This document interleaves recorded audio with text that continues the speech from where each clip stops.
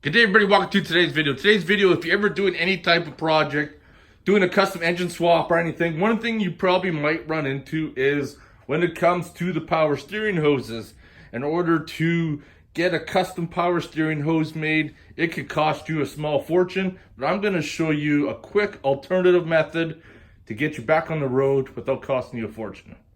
So in my 2003 Jeep TJ, I'm doing a 4.8 LS swap in. One of the things we're gonna do is change the fitting in the back of the power steering pump, and that is a 16 millimeter, and also in the steering box itself, that one is an 18 millimeter.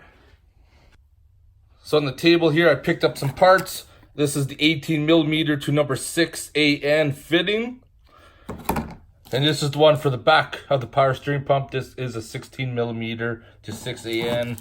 And then I also got a 90 swivel.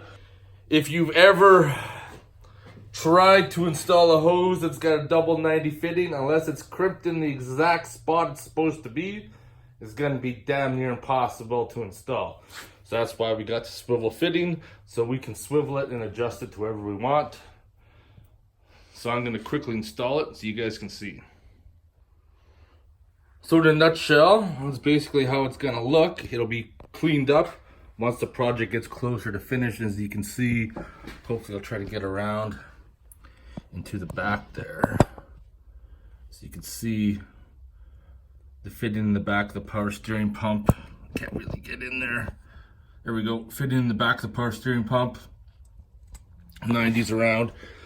The only downfall of using hydraulic hose is that it does not like to bend very good, so your radius has got to be pretty wide. But anyways, I hope you guys enjoyed the video. If you're looking to get a custom power steering hose made, this is one option to look at, and I'll talk to you guys in the next video.